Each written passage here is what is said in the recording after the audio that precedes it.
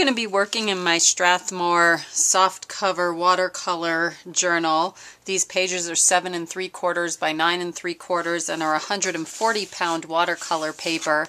And I've gone ahead and I have cut down just some plain wax paper that I bought at the grocery store. And what I want to do is I'm going to crumple up my wax paper to give it some texture. And then I'm going to bring in my Artist Acrylic Matte Medium. This is Utrecht. There are a whole bunch of different brands out there. And just to protect the page that's underneath here, I'm just putting a piece of freezer paper here, just so my matte medium doesn't go everywhere. And I am just going to apply matte medium using a chip brush to my page, kind of liberally. Want to make sure that whatever I stick on here actually stays. And now I'm just going to unfold my crumpled piece of wax paper, and I'm going to put it down onto my surface. And it's okay if it hangs over because I can trim that a little bit later. And I'm just going to use a brayer to kind of flatten that out.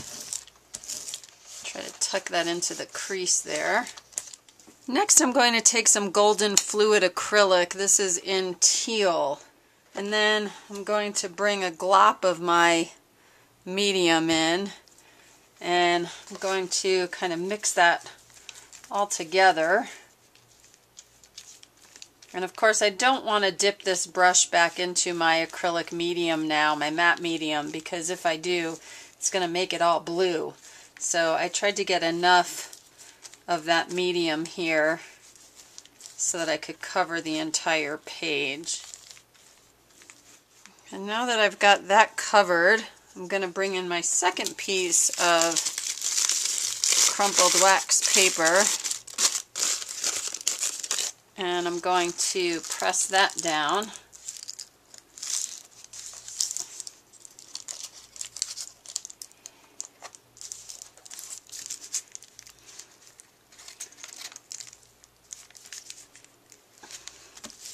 Again, trying to cover my entire page. And then we'll go ahead and use that brayer again to just flatten that down and make sure I'm getting in the crease here. And I'm going to give that a little bit of time to dry, and I'll be back.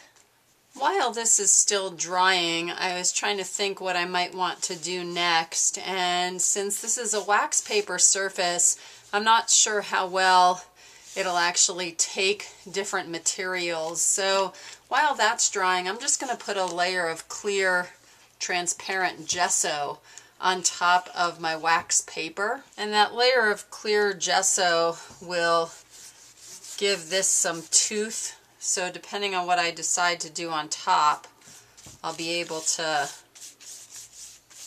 have it adhere to the page instead of wipe right off of the wax paper.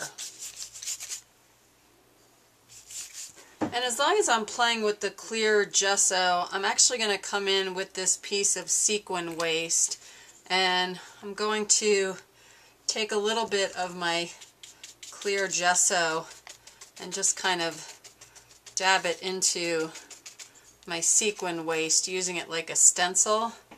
And I'm not exactly sure how this is going to turn out. I guess we'll have a better sense once this dries, since it's pretty clear, which would make sense since it's clear gesso. So I'm hoping that it will just give some texture to our background. I could be wrong, but we'll find out once things dry and once we get another coat of something onto this page. So I'm going to go ahead and let that dry, and I'll be back. Now that that's dry off camera, I just went ahead and used a scissor to trim around the edges. And I'm going to just take a little bit of quinacridone nickel azo gold. This is a golden fluid acrylic. And I'm going to put just a little bit here on my freezer paper. And I'm also going to bring in some acrylic glazing liquid. This is satin There are different finishes. There's a matte, there's a gloss. So I'm using the satin finish. I'm just adding a little bit of my glazing liquid to my quinacridone paint. And this will just thin it out, make it a little bit more transparent so that I could use it as a glaze on top of my surface.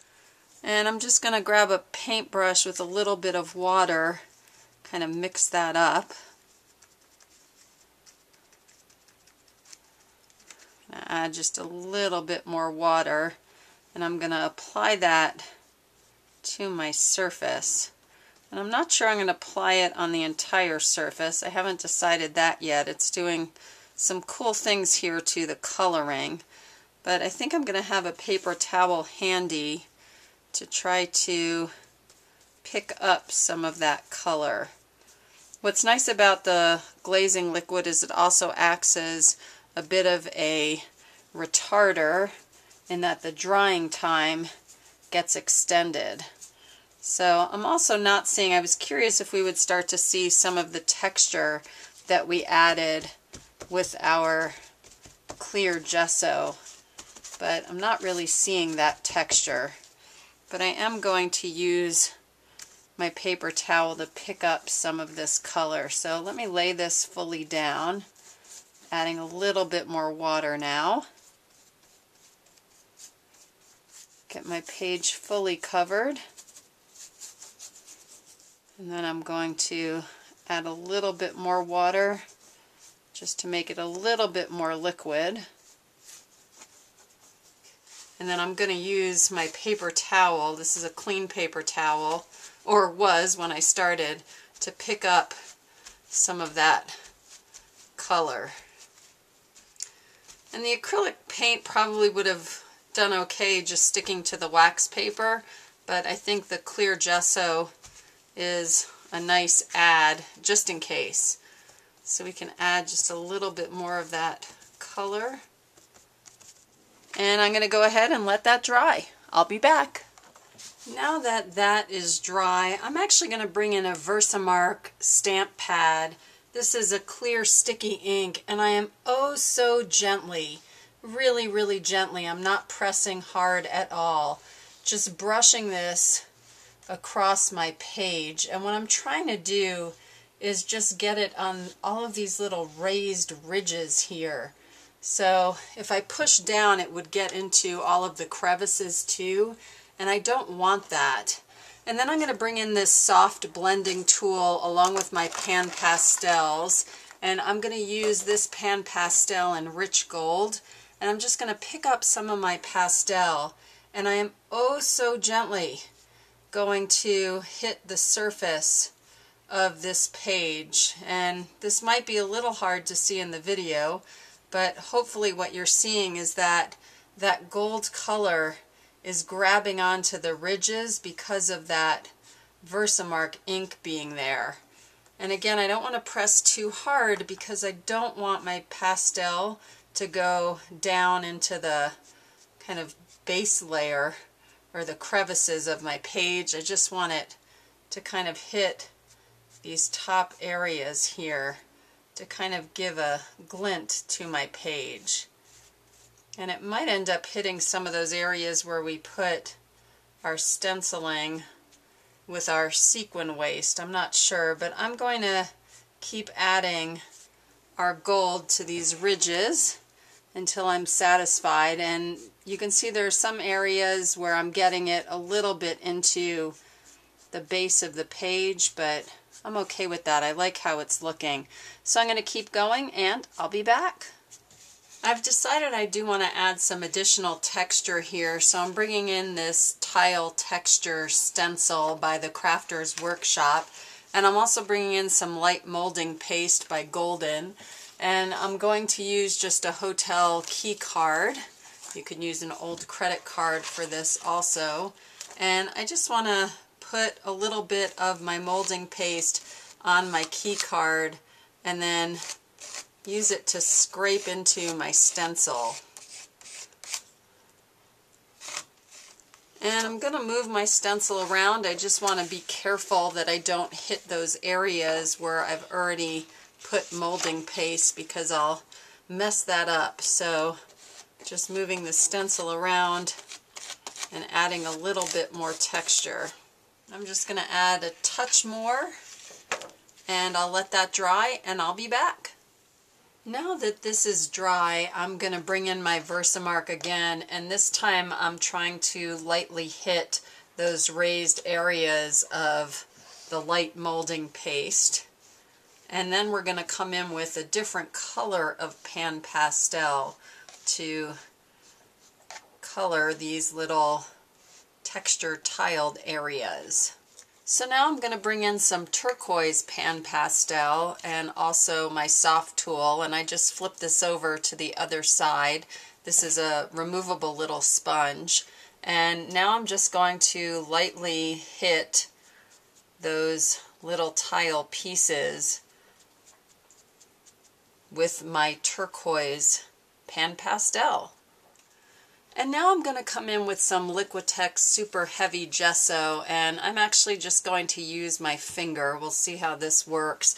And I just want to create a heart on my page using this Super Heavy Gesso. And I wanted it to be pretty freeform, which is why I'm using my finger and not a stencil.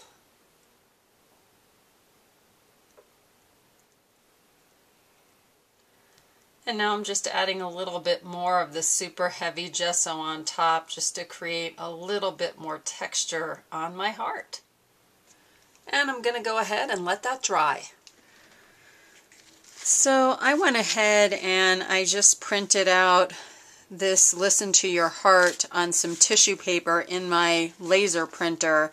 And how I did that was I just took a regular piece of printer paper and then I cut a piece of tissue paper and I adhered it using some washi tape, so that's removable, but that wasn't enough. When I went to run it through the printer, it started to get caught. So then I actually applied some runner adhesive in between, and that's actually permanent just because it was what was closest to me at the time, but you could do that with temporary runner adhesive. So I just did that along the edges and it ran through my computer without getting caught at all.